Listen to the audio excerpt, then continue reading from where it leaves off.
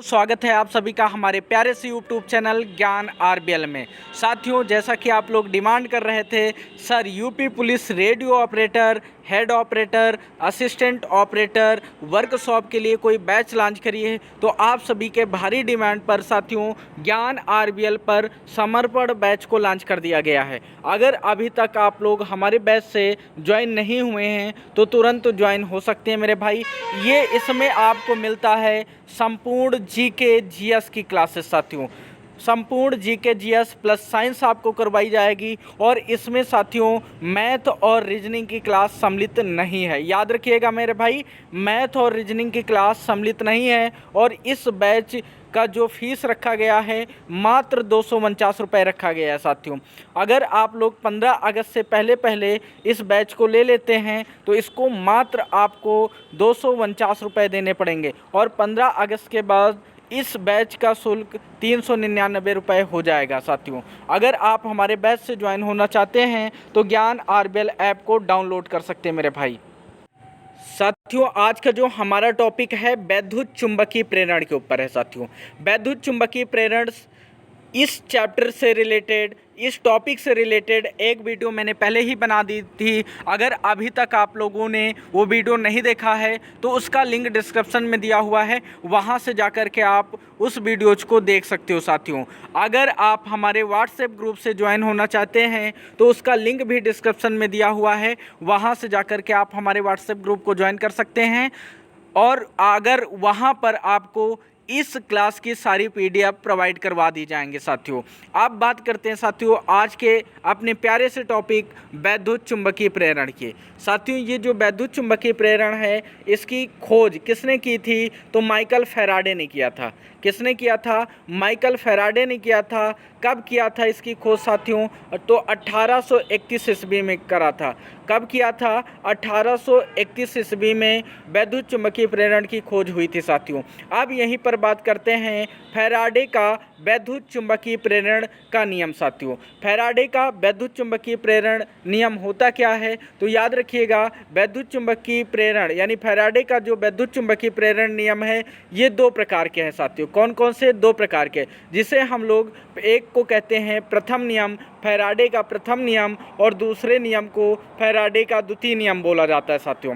Faraday का प्रथम नियम क्या है? आइए इसको विद प्रैक्टिकल जानने का प्रयास करते हैं साथियों। आप लोगों ने देखा होगा एक यंत्र साथियों वैद्युत जनित्र को, तो वैद्युत जनित्र को जनरली हम लोग जनरेटर के नाम से भी जानते हैं। जैसे गाँव में या शहरों में क्या होता है, कोई फंक्शन त्यौहार होता है साथियों, वहाँ पर हम लोग लाइट जलाते हैं। लाइट जलाने के लिए साथियों वैद्युत जनित्र यानी जनरेटर का इस्तेमाल करते हैं। इसमें होता क्या है, एक बंद कुंडली होती है। क्या होती है साथियों? एक बंद कुंडली होती है और इस बंद कुंडली को हम लोग किसी चुंबकीय क्षेत्र में रख करके तेज़ी से घुमाते हैं। जैसे ही इस कुंडली को चुंबकीय क्षेत्र में रख करके तेज़ी से घुमाया जाता है तो इसके चुंबकीय बल रेखाओं में क्या होता है, परिवर्तन होना स्टार्ट हो जाता है। चुंबकीय बल रेखाओं में परिवर्तन होता है और याद रखिएगा, और इस परिवर्तन की वजह से कुंडली में एक प्रेरित विद्युत वाहक बल उत्पन्न हो जाता है और ये प्रेरित विद्युत वाहक बल तभी तक उस कुंडली में रहता है जब तक कि चुंबकीय फ्लक्स में परिवर्तन होता है। तो इस नियम को ही साथियों हम लोग क्या कहते हैं, फैराडे का प्रथम नियम कहते हैं। फैराडे का वैद्युत चुंबकीय प्रेरण नियम का प्रथम नियम कहते हैं। एक बार फिर से हम आपको चीज़ों को समझाना चाह रहे हैं। तो इसमें क्या होता है मेरे भाई, एक बंद कुंडली होती है। एक बंद कुंडली को चुंबकीय क्षेत्र में रख करके तेज़ी से घुमाते हैं। जैसे ही इस कुंडली को तेज़ी से घुमाया जाता है तो चुंबकीय फ्लक्स में क्या होता है, चुंबकीय बल रेखाओं में परिवर्तन होता है, या चुंबकीय फ्लक्स में क्या होता है, परिवर्तन होता है, ऐसा भी आप लोग बोल सकते हैं। तो इसका मतलब जैसे ही चुंबकीय बल रेखाओं में परिवर्तन होगा और इस परिवर्तन की वजह से कुंडली में एक प्रेरित विद्युत वाहक बल उत्पन्न होगा और ये प्रेरित विद्युत वाहक बल तभी तक उस कुंडली में रहेगा जब तक कि उसमें क्या होगा, परिवर्तन होगा। किसमें परिवर्तन होगा?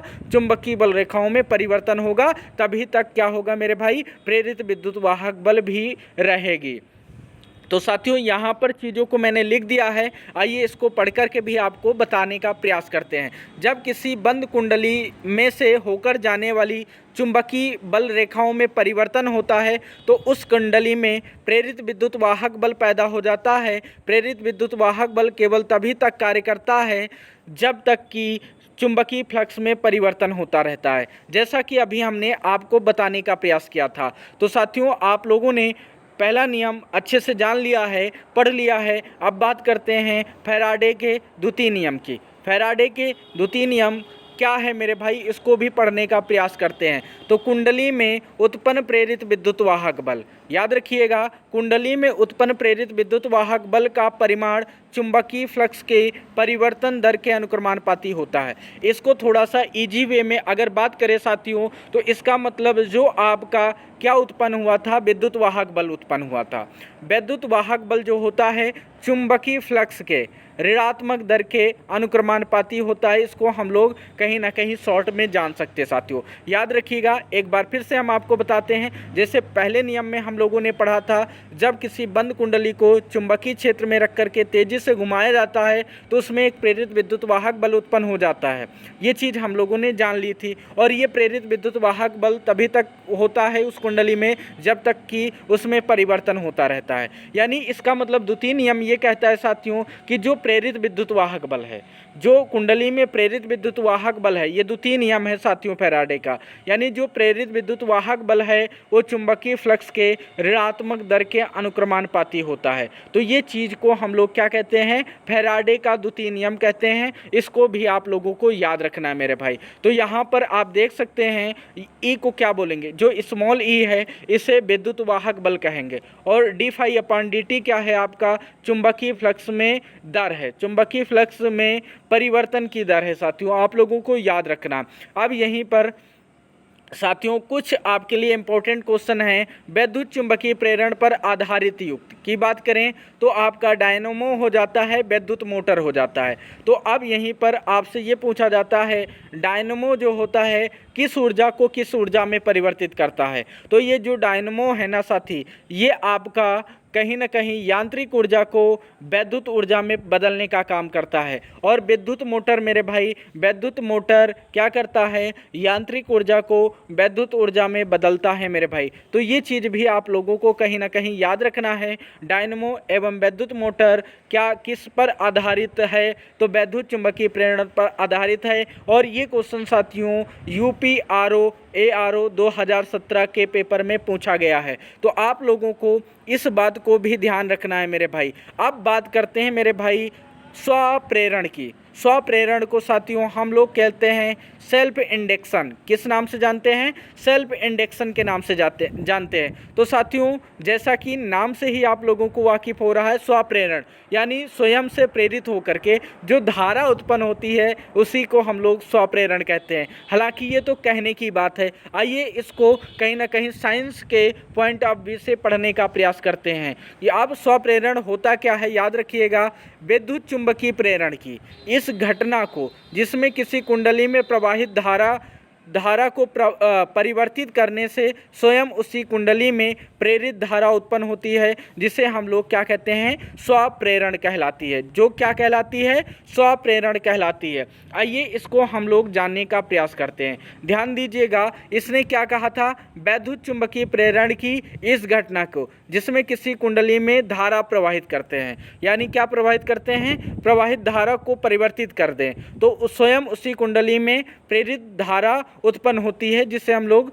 स्वप्रेरण कहते हैं। ऐसा जनरली हम लोगों ने जान लिया। मान लो मेरे भाई ये कोई कुंडली है, बात समझिए, इस कुंडली में क्या प्रवाहित हो रहा है, धारा प्रवाहित हो रही है। अगर इस धारा के मान को हम लोग परिवर्तित करें, परिवर्तित का मतलब बदलना स्टार्ट करें। बदलने का मतलब क्या है, जैसे मान लो पहले 10 एम्पियर की धारा इस कुंडली में बह रही थी, अब 11 की बहने लगी, फिर 13 की बहने लगी। लगातार धारा के मान को हम लोग घटाएं या बढ़ाएं साथियों, याद रखिएगा, कहीं ना कहीं फिक्स धारा नहीं भेजनी आपको।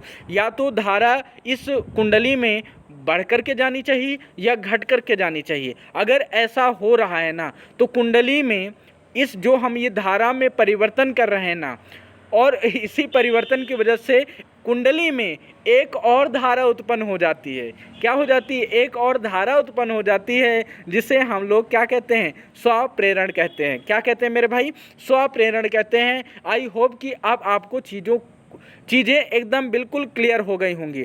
तो ध्यान दीजिएगा, स्वप्रेरण क्या है तो एक बार पढ़ के हम फिर बता देते हैं। वैद्युत चुंबकीय प्रेरण की इस घटना को, जिसमें किसी कुंडली में प्रवाहित धारा को परिवर्तित करने से स्वयं उसी कुंडली में प्रेरित धारा उत्पन्न होती है, जिसे क्या कहते हैं? स्वप्रेरण कहते हैं साथियों। अब यहीं पर बात करते हैं साथियों लेंज के नियम की। किसकी बात करते हैं? लेंज का नियम होता क्या है? ध्यान दीजिएगा, लेंज का नियम बहुत ही इंपॉर्टेंट नियम है, याद रखिएगा मेरे भाई। प्रेरित विद्युत वाहक बल सदैव उस कारण का विरोध करती है जिससे वह स्वयं उत्पन्न होती है। ध्यान दीजिएगा, जो आपका प्रेरित विद्युत वाहक बल है सदैव उस कारण का विरोध करती है जिससे वह स्वयं उत्पन्न होती है। ये नियम किसका है? तो ये लेंज का नियम है, याद रखिएगा मेरे भाई। इसका मतलब प्रेरित विद्युत वाहक बल उस कारण का विरोध करेगी जिसके कारण वो स्वयं उत्पन्न होती है। तो साथियों ये नियम किसका है? तो लेंज का नियम है साथियों। अब यहीं पर बात करते हैं वैद्युत चुंबकीय प्रेरण के अनुप्रयोग की बात करते हैं। तो साथियों इसको केवल आपको कहीं ना कहीं इसके उपकरणों को याद रखना है। तो यहाँ पर बात करते हैं वैद्युत जनित की। तो वैद्युत जनित को हमने बताया था आप सभी साथियों को, वैद्युत जनित को हम लोग जनरेटर के नाम से भी जानते हैं। डायनमो की बात करें तो साथियों वैद्युत जनित का ही एक परिवर्तित नाम डायनमो है, याद रखिएगा मेरे भाई। तो वैद्युत जनित किस ऊर्जा को किस ऊर्जा में बदलता है? तो ये यांत्रिक ऊर्जा को वैद्युत ऊर्जा में बदलने का काम करता है मेरे भाई। तो इस बात को आप सभी साथियों को याद रखना है। अब यहीं पर बात करते हैं स्वप्रेरण की, स्वप्रेरण गुणांक की साथियों। तो स्वप्रेरण गुणांक की जो मात्रक होता है SI मात्रक हेनरी होता है। आप सभी को याद रखना है क्योंकि इसका मात्रक इम्पोर्टेंट है। स्वप्रेरण गुणांक का जो मात्रक होता है हेनरी होता है। अगर MKS मात्रक की बात करें साथियों तो इसका MKS मात्रक आपका हो जाता है kg मीटर स्क्वायर पर सेकेंड स्क्वायर पर एम्पियर स्क्वायर होता है साथियों। या तो आप इसको ऐसे पढ़ सकते हैं kg मीटर स्क्वायर सेकेंड की पावर -2 एम्पियर की पावर -2, आप ऐसा भी पढ़ सकते हैं मेरे भाई। अगर यहीं पर स्वप्रेरण गुणांक की बात करें तो इसे कैपिटल लेटर L से प्रदर्शित करते हैं। तो इसका मतलब L की बीमा क्या हो जाएगी मेरे भाई? तो L की बीमा हो जाएगी mL² T-2 A-2 हो जाएगा साथियों।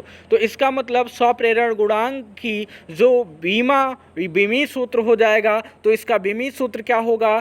mL² T-2 A-2 हो जाएगा साथियों। अगर यहीं पर बात करते हैं स्वप्रेरण गुणांक का सूत्र क्या होता है, तो कैपिटल L बराबर क्या होता है? यहाँ पर आप देख सकते हैं साथियों स्मॉल e अपान में डेल्टा I अपान में डेल्टा T साथियों। ये क्या है? आपका धारा है साथियों, धारा में परिवर्तन। और ये क्या है मेरे भाई? ये आपका विद्युत वाहक बल है। तो आप लोगों को याद रखना है स्वप्रेरण गुणांक का जो फार्मूला होगा तो ये आपका आएगा कैपिटल L बराबर -E अपान में डेल्टा I अपान में डेल्टा T। ये चीज़ याद रखना है मेरे भाई। अब यहीं पर कुछ इंपॉर्टेंट फार्मूले हैं जो कि आप सभी भाइयों को याद रखना है, क्योंकि आपके परीक्षा के पॉइंट ऑफ व्यू से ये सारे फार्मूले इंपॉर्टेंट हैं। स्वप्रेरण गुणांक L के विभिन्न सूत्र याद रखना है। जैसे मान लेते हैं कि आपकी कुंडली कैसी हो? वृत्ताकार हो। वृत्ताकार कुंडली में जो स्वप्रेरण गुणांक का फार्मूला होता है वो होता क्या है मेरे भाई? तो कैपिटल L बराबर μ0 पाई n² अपान में इंटू R अपान में 2 होता है। एक बार फिर से हम रिपीट कर देते हैं, वृत्ताकार कुंडली में इसका फार्मूला क्या होगा? तो कैपिटल L बराबर μ0 पाई n² स्मॉल r अपान में 2, जहाँ पर स्मॉल r क्या है? तो आपकी जो वृत्ताकार कुंडली है उसकी त्रिज्या है। μ0 क्या है? चुंबकीयशीलता है। और पाई तो आप लोग जानते ही हो, n क्या है? फेरों की संख्या है। जो आपकी कुंडली बनाई जाती है उसमें तार लगते हैं, तो तारों की फेरों की संख्या को n से प्रदर्शित करते हैं हम लोग। तो अब यहीं पर बात करते हैं परिनालिका की। परिनालिका होती क्या है? ऑलरेडी हमने आपको चीज़ों को समझा दिया था। तो यहाँ पर कैपिटल L बराबर आपका होता है μ0 μr N square a upon में एल होता है। एल जो है परिनालिका की लंबाई है। तो यहाँ पर आप देख सकते हैं म्यू इक्वल टू क्या होता है, mu naught into mu R होता है। ये क्या होता है, माध्यम की चुंबकशीलता होता है, याद रखिएगा। अब यहीं पर बात करते हैं टोराइड की। तो टोराइड का जो फार्मूला हो जाएगा साथियों, कैपिटल एल बराबर होगा mu not an square small R divided by 2 साथियों। अब यहीं पर बात करते हैं वर्गाकार कुंडली की। तो वर्गाकार कुंडली का जो फार्मूला हो जाएगा साथियों, वो होगा कैपिटल एल बराबर 2 under root 2 mu not an square a upon में पाई। ए क्या है, वर्ग की भुजा है साथी। आप सभी साथियों को ये बात याद रखना है मेरे भाई। तो एक और आप लोगों के लिए खुशखबरी है, अगर आप लोग किसी भी एग्ज़ाम की तैयारी कर रहे हैं और आपकी कितनी तैयारी हो चुकी है, इस का परख लगाने के लिए आप लोगों को टेस्ट सीरीज़ देना बहुत इम्पोर्टेंट है साथियों। तो आप देख सकते हैं, आप सभी भाइयों के लिए ज्ञान आरबीएल ऐप पर कॉम्बो ऑफ़र को लॉन्च कर दिया गया है। इस कॉम्बो ऑफ़र आपको मिल जाता है मात्र 399 रुपये में। कितने में मिल जाता है, 399 रुपये में मिल जाता है। इसमें आपको मिलता है जूनियर असिस्टेंट 2023 के जो टेस्ट हैं वो आपको मिल जाते हैं। यूपी पुलिस 2023 का जो पेपर होने वाला है उसका टेस्ट मिल जाएगा आपको। UPSI, UP police radio head operator, UP police radio assistant operator और UP police radio workshop staff, SSC GD, UP SSC PET साथियों, इन सभी एग्ज़ामों के टेस्ट सीरीज मात्र आपको मिल जाता है 399 रुपये में। अगर अभी तक आप लोगों ने ये कॉम्बो ऑफ़र का लाभ नहीं उठाया है तो आप उठा सकते हैं अभी ज्ञान आरबीएल ऐप को डाउनलोड करके साथियों। तो आप लोगों को ज़रूर बताना है कि आप लोगों को ये क्लास कैसी लगी। तो मिलते हैं फिर अगली क्लास में, तब तक के लिए जय हिंद जय भारत साथियों।